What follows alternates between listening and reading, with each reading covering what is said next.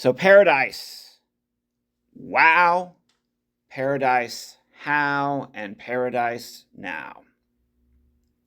Back in the early 2000s, I was obsessed with a deceased comedian from the late 1990s called Bill Hicks. He has this bit where he says he watches the news too much. I don't know if you ever sat and watched CNN for like 20 hours in one day. I've got to cut that out.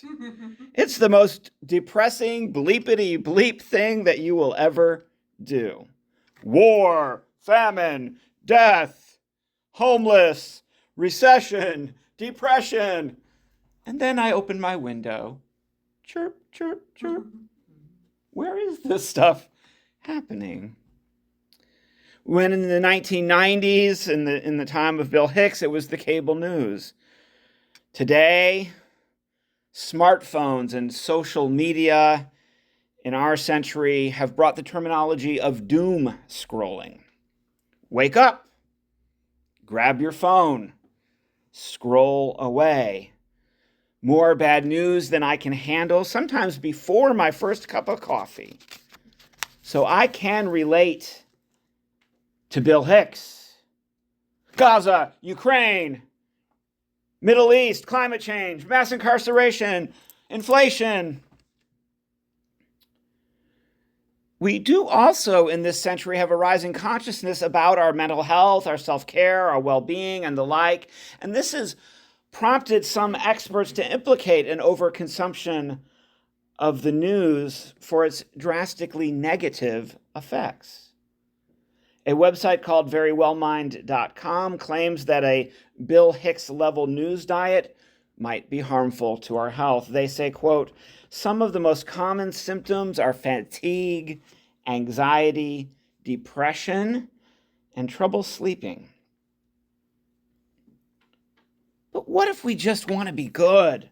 What if we just want to be happy and prioritize self-care? Oh, but that's not going to get us very far either, because someone might tell us you're indulging in toxic positivity. Now, when I heard that phrase the first time, I had to ask myself what exactly they meant. What could ever make positivity toxic? But I know what it is. It's that T-shirt that says, good vibes only. That's what they were talking about. Because I am all about some hope and joy, but a T-shirt that requires it is only going to give me bad vibes. If you had just a really good day, but deep down inside you feel still a little guilty because you know there's suffering in the world, I see you. I feel you. And I say all of this to preface a talk on paradise to realize just how idealistic, privileged, and ridiculous it might sound. But this is at the core of our innately human religious impulse. Because our religious impulses, our spiritual impulses have always trended and tended towards love and hope and joy. I think of this new religious movement that's just several decades old called Unitarian Universalism we are constantly reimagining and reinventing ourselves just with the new mandala that's on your bulletin with love at the center. We are reinventing our spiritual pursuit to be more like the world in which we want to live. Love at the center. Sure, it sounds sometimes too good to be true, but don't let it be too good to be true. Dare to dream the impossible and one day make it possible. So I'm going to speak for just a few moments about that elusive and wonderful place called paradise. Mystics and philosophers have always sought the good and the beautiful and the true. And religiously for us today, I think, especially in our tradition, this means a kind of eco-spirituality, a love for the earth, the green pastoral notion of Eden, which is at the core of the Jewish and Christian story, is paradise. They might call it God's good creation. You might call it something else, but it was a time when all that is green and beautiful was unspoiled by centuries of the wrong kinds of agriculture, the wrong kinds of industrialization, and the consequent pollution. That was paradise back then. But maybe we can be like those 19th century dreamers that dreamed of paradise once again, when we started to talk about people who are laboring and living in the beloved community, this elusive kingdom of God and Goddess, a world without war or hunger or inequality, a world where every worker earns a fair wage and enough time off work to share the fruits of that labor with friends and family. That is a paradise that we are going to dream about for just a few more moments this morning. And I have these 3 words that have organized my thoughts this morning. The first word is wow. Wow is like a little baby's experience of the world, a sensorium of wonder. Wow is the first ingredient for us to imagine paradise. Wow is wonder. Wow is awe. Wow is that August blue supermoon we had just a few days ago on these clear summer nights. I hope you had an opportunity to get outside this past week and see that moon and said, wow. Wow is exuberance. Wow is enthusiasm. I just learned the other day, listening to an author, that the etymology of enthusiasm just means the God inside you. That author, Kay Redfield Jamison, has a whole book about exuberance. And she says how essential to our inner and outer health both enthusiasm and exuberance can be, this sense of wow. She writes, exuberance draws people together and primes them to act boldly. It warrants that the immediate world is safe for exploration and enjoyment, and creates a vivifying climate in which a group can rekindle its collective mental and physical energies if depleted by setback, stress, or aggression. Exuberance answers despair with hope. Wow.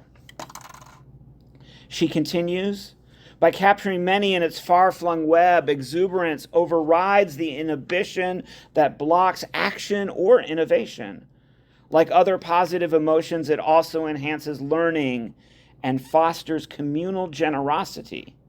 Infectious joy pumps life into social bonds and creates new ones through collective celebration and lively exchange. That is the wow.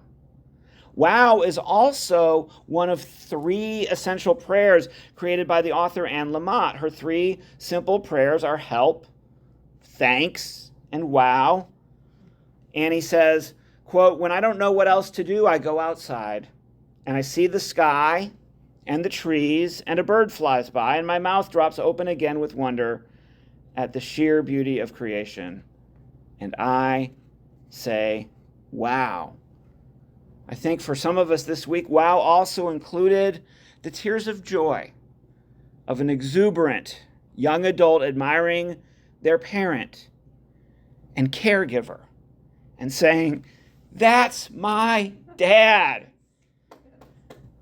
That was my late dad who attended every speech, every athletic event, who took me to my first concert and then let me drag him to my favorite concerts, who took me to sentimental drama movies where both he and I bawled like babies. Wow, let's normalize loving, vulnerable, and tear-filled masculinity.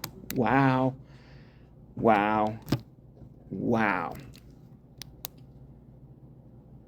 But from that place of joy and awe, how do we actually do this so it's not a private privilege of the few, but something for all of us to experience? How do we make this hope, love, and joy more real for all of our siblings? When can this possibly happen for real? Do we wait for every one of our social justice goals to come true? We recite so many of them every week in this very room. In Cassandra's reading earlier, we heard a few of them. And I sometimes get depressed and discouraged and wonder, will we ever see a single day where we stand on ground that has been repatriated to the original nations, when it's not just a land acknowledgement, but but land repatriation? Will we ever live to see a day when the everyday gun violence has finally ended in our community, when the wars have ceased in the world? Will we finally end the gendered wage gap and restore reproductive rights to all the women of the world? I could go on. Those are just a few of the topics on my mind, and we can get discouraged when we realize those are not yet true. These are aspirations. So paradise, really? But how? I have 2 master's degrees. My first one was in literature, and I earned it some 25 years ago in the late 1990s at Murfreesboro at the Middle Tennessee State University in the literature department. My topic for my graduate research was utopia, paradise. I quickly learned in my reading and research of the topic that some folks did not like the term utopia because for them it suggested an entirely unrealistic and unattainable perfection. Perhaps this morning, my very invocation of paradise sounds like this to you: pie in the sky. Back in the 90s, my work looked simultaneously at intentional communities, also known as communes, and at science fiction. Today, that genre of science fiction that I was studying has these cool new names. Today, they call it hope punk or solar punk science fiction. Google those terms later. You'll see what I'm talking about. It. Back then, I was just taught to call it speculative fiction. And what I quickly learned was that the utopians themselves were aware of that criticism, and so they called themselves critical utopians. They saw their fantasies and designs of a better world not as perfection, but as protest, not as stasis, but as the dynamic, active, everyday challenge to create a better world through art, imagination, and collective action. The how, then, that I learned back then, the how that I can only aspire to engage today, is not some sweeping, all-encompassing magic solution where every institution from education to commerce to conservative megachurches to police to prisons to politics to the military is instantly and forever transformed into beloved community. No, not yet. The how of paradise starts small. The how of paradise starts in small collectives, in congregations like this one. It starts with the immediate and the intimate, not the obtuse and the abstract. The how is a meal shared, a donation made, time given to listen and learn in horizontal relations that are inclusive of others, rather than in upholding the hierarchies that exclude. The how is a person who's stranded and needs a ride, and you text your pastor and she says, I can't give that person a ride, but I bet if you call Carol Fleetwood will give that person a ride. When our congregation partnered with local activists to start Cookeville Mutual Aid, our pen pal partnership with our friends who are incarcerated, we knew that we could not change our entire county or statewide approach to incarceration, much less our leaders' collaboration with the privatized prison contractor CoreCivic, currently under investigation by the Federal Department of Justice for its inhumane and impoverished practices here in Tennessee. So we started small. We started person to person. And just the other day, I was messaging, my main pen pal is Bobblehead, and he has me messaging all these other people for him. And I was messaging one of his friends in another joint on his behalf, and she messages back, please tell Cassandra that Tasha says hello. And one of Cassandra's old pen pals had lost contact with her and is sending a message through this other person called Jennifer to me because I was messaging on behalf of Bobby. And that shows me that this small project of this church has made a huge difference in a handful of lives on the inside.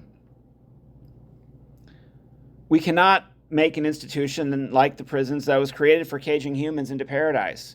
But we can share our love, our friendship, and donations with our incarcerated friends, and as such, make a direct and transformative impact on their everyday reality. Since those relationships are reciprocal, they also make a difference in the lives of us, those who are writing the pen pals on the outside. We choose not to think of this as a charity to our friends on the inside. every letter, every phone call, even a visit to the facilities if you're willing to do so. And when I've done it, has given me a sense of moral purpose. It's given me enormous gratitude for the freedom I have to live on the outside, and it's given me a little bit of humility as a recovering addict and alcoholic myself, that there by the grace of God go I. It could be me, it could be somebody that I love and that I know from my 12-step meetings.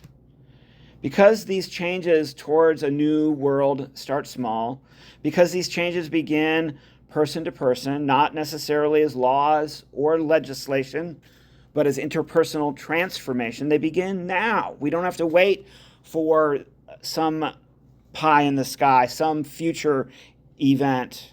Investment in the immediate, horizontal, micro gestures of mutual aid are a form of paradise now. Because these do not preclude a larger transformation one day, an entire town or region or nation or world one day will be the beloved community. But while those larger changes, we wait for that one day or someday, we can plant the seeds for the transformation now. And incremental change begins day by day with us right now. We don't need to wait for every victory to rejoice in the small success of placing love at the center. Love at the center, love lived out loud, and love in public. In our efforts to be practical and efficient and realistic, sometimes we forget and forgo the mystics and the dreamers, and yes, the utopians who preceded us. Like one of my favorites, and I haven't talked about him in a long time, and you may have never ever heard of him, a poet activist called Julian Beck, who in the 60s and 70s transformed the theater from performance to participation with his collective. They were called the Living Theater, with their bold production, Paradise Now, a title which has inspired this very talk. Beck was so bold as to suggest that it is possible as human beings to feed everybody, and there'll never be hunger. It is possible to free everybody, that there'll never be jails. And it is possible to not just end war, but to end the causes of war. He called that dream a revolution, but he insisted that that revolution would be a dancing, joyful, and holy revolution. As I move to my conclusion, I want to invoke one of the authors from that reading back in the 90s of speculative science fiction or solar punk. She's a feminist and a pagan author called Starhawk. Maybe you've heard her name before. Maybe she's been quoted by one of the other speakers from this very lectern before. She wrote in one of those novels that I studied for my thesis back in the 1990s, The Fifth Sacred Thing. And the words I'm going to use for my conclusion today will come from her novel because they return me back to where I began, with that awe at creation, at earth, at the natural world. That, I believe, is our primary source of wow and of paradise, then and now. It is in a relationship with these sources that we find our way to the how, and we don't have to wait for somewhere else, sometime else, or someone else. It can start with us. It can start right here at the Cookeville Unitarian Universalist congregation. It can start now.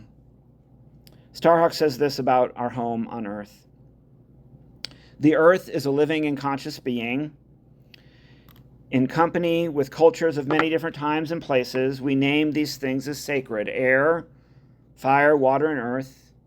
Whether we see them as the breath, energy, blood, and body of the mother, or as the blessed gifts of the Creator, or simply as symbols of an interconnected system that sustains life, we know that nothing can live without these. To call these things sacred is to say they have a value beyond their usefulness for human ends, that they themselves have become the standards by which our acts, our economies, our laws, our purposes must be judged. No one has the right to appropriate them for profit, or appropriate them or profit from them at the expense of others. Any government that fails to protect them forfeits its legitimacy. All people, all living things are part of the earth life and are so sacred. Not one of us stands higher or lower than any other. Only justice can assure balance. Only ecological balance can sustain freedom. Only in freedom can that fifth sacred thing we call spirit flourish in its full diversity. To honor the sacred is to create conditions in which nourishment, sustenance, habitat, knowledge, freedom, and beauty can thrive. To honor the sacred is to make love possible. To this we dedicate our curiosity, our will, our courage, our silence, and our voice. To this we dedicate our lives. Thank you for coming to Paradise with me this morning. I didn't quote John Prine, but we should have. We should sing that, add that as the encore after the closing hymn. But may it be possible, may it be so, and may we all get to participate and benefit from it. Amen.